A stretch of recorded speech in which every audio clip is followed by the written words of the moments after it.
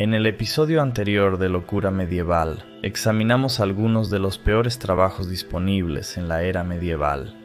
Estos incluían trabajos como el agricultor de gong, el verdugo, el curtidor y los recolectores de sanguijuelas. Ahora veremos algunos de los mejores trabajos de la época medieval. Bienvenido a la Locura Medieval.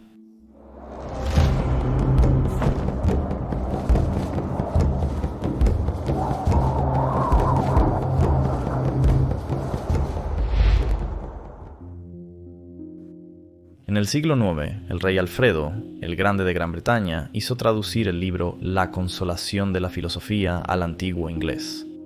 El libro argumentaba que el movimiento celestial de las estrellas podría afectar los eventos en la Tierra. Significaba que la teoría astrológica podría impactar cada parte de la vida humana. El astrólogo medieval utilizaba los cielos como referencia, así como los patrones climáticos y el ciclo de las estaciones. Se pensaba que esto podría ayudar a entender las complejidades de la agricultura, como cuándo y dónde plantar los cultivos para obtener la mejor cosecha. Había teorías conflictivas que abarcaban la astrología. Algunos decían que la luna orbitaba la Tierra, otros que la Tierra orbitaba el Sol. Una razón para el viaje de Colón en 1492 a las Américas fue para descartar la teoría de la Tierra plana hace más de 500 años. Los astrólogos eran considerados eruditos y eran elogiados en círculos académicos.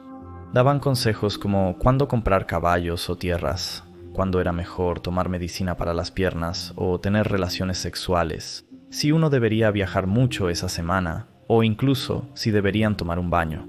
La astrología era una parte vital de la medicina y los médicos creían que los signos del zodiaco controlaban diferentes partes del cuerpo y los tratamientos. Se creía que el sangrado era más exitoso si la luna estaba en una cierta constelación. Hasta el siglo XVIII, algunas universidades no permitían que un médico se graduara a menos que hubiera aprobado un examen de astrología.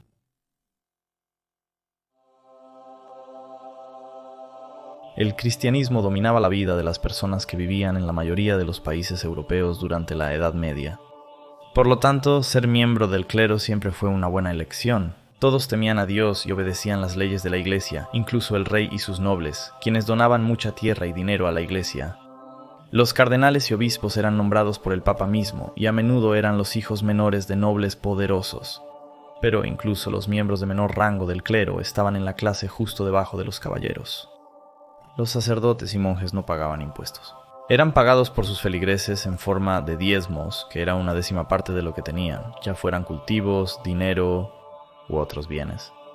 En los monasterios, el dinero se utilizaba para comprar libros y velas que eran necesarios para los escribas que trabajaban en el scriptorium. Estaban especialmente entrenados para hacer copias de manuscritos en latín, hebreo y griego, a veces sin siquiera entender el idioma. Los textos generalmente estaban escritos en caligrafía y contenían hermosas ilustraciones. Podría llevar más de un año copiar una Biblia. Cuanto mayor sea el estatus, mejor estilo de vida se puede esperar que reciba un hombre o una mujer de la Iglesia. Los cardenales y obispos llevaban vidas muy privilegiadas. Por lo general, hasta los rangos menores del clero gozaban de un hogar seguro y provisiones regulares de comida, que solían ser de mejor calidad que las de la mayoría en la sociedad medieval. Aunque el trabajo de un posadero conllevaba mucha responsabilidad, también era una ocupación muy lucrativa. Viajar durante los siglos XIV y XV se volvió bastante común. Muchas carreteras estaban en mal estado de reparación y a veces incluso inaccesibles para grandes carros cargados que también eran vulnerables a los forajidos y ladrones. Era más fácil y seguro viajar a pie o, preferiblemente, a caballo. La mayoría de los viajeros encontraban seguridad en números y se movían en grupos durante el día porque había largos tramos de bosque entre pueblos y aldeas. Esta incapacidad para dormir al aire libre con seguridad llevó a la demanda de tabernas y posadas. La posada de un pueblo jugaría un papel esencial en la economía y el bienestar social de una comunidad. Normalmente ubicadas en un lugar central, como la plaza del pueblo o una encrucijada de rutas comerciales, las posadas solían convertirse en un hito local.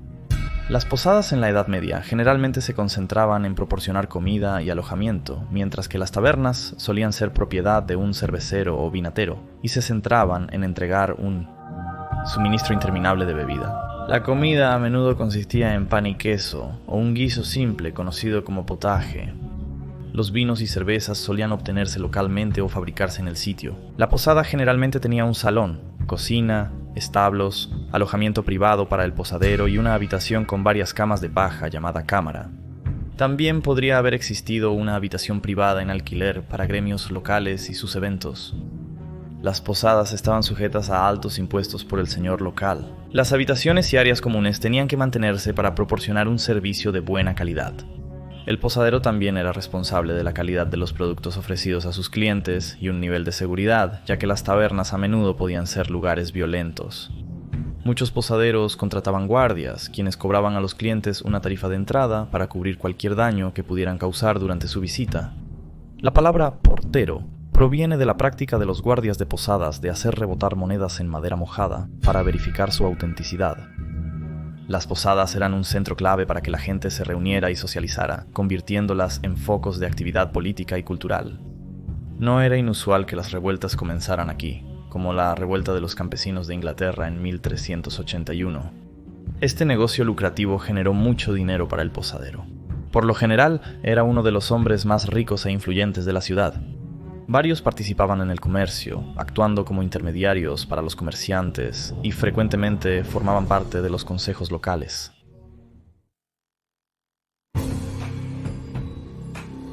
No mucho después de la Primera Cruzada, en 1099, se fundaron varias órdenes militares de caballería, como los caballeros hospitalarios y los caballeros templarios. Pero hacia el final del período medieval, el título se había vuelto sinónimo de los ideales de caballería y el guerrero perfecto. Un caballero comenzaría su entrenamiento como paje. Debían ser de noble linaje, usualmente el hijo de un señor o caballero. Solo en casos raros se nombraba caballero a un plebeyo, generalmente como premio por una valentía militar sobresaliente. Desde infantes se les enseñaba etiqueta y se les daba una educación básica hasta que tenían 7 años. Luego serían entregados al cuidado de un señor y se les otorgaría el título de paje.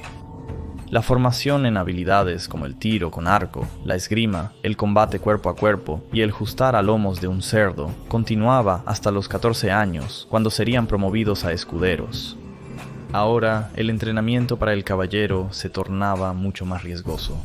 Se esperaba que los escuderos asistieran a los caballeros mayores durante las batallas, limpiando y llevando la armadura, así como cuidando los caballos y empacando cualquier pertenencia. Se requería entrenamiento en guerra de castillos y asedios, lo cual era común durante el período medieval. Era importante capturar un castillo enemigo para derribar su base de poder, por lo que los escuderos aprendían sobre las armas utilizadas en la guerra de asedio, así como las estrategias y procesos utilizados. Se debían seguir las reglas caballerescas, por lo que siempre se intentaría una tregua antes de que comenzara la guerra. También se enseñaba la defensa de un castillo junto con diseños de castillos como planos y trampas, y se estudiaba el ataque junto con las armas utilizadas como arietes, trebuchet, balustre y mangonel. También era importante aprender a escalar bien para el escalamiento de muros. La armadura era muy cara y tenía que ser especialmente hecha a medida. Una armadura mal ajustada entorpecería a un caballero en combate. Al principio, las prendas se hacían con placas de hierro y malla de cadena, pero esto se revisó a armadura de placa en el siglo XIII y armadura de placa completa en el siglo XV. Hasta los caballos llevarían armadura para protegerse en la batalla. Durante el combate cuerpo a cuerpo, se utilizarían los gatlings, que eran picos fijados en los nudillos de los guanteletes de un caballero. Normalmente portaría una daga rondel en su cinturón, junto con una espada ancha. A caballo, llevaría un escudo con el escudo de la familia, y en la otra mano, una lanza. Los caballeros practicarían sus habilidades en justas y torneos en una serie de peleas cuerpo a cuerpo con armadura, a pie o en combate montado. A pesar del peligro, el dinero del premio era bueno y mantenía a los caballeros listos para la guerra real.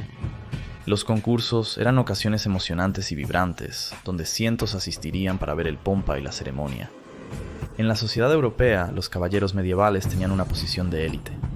Durante la batalla, eran temidos y protegidos, y cuando no estaban en combate, eran considerados los ciudadanos más elegantes y caballerosos.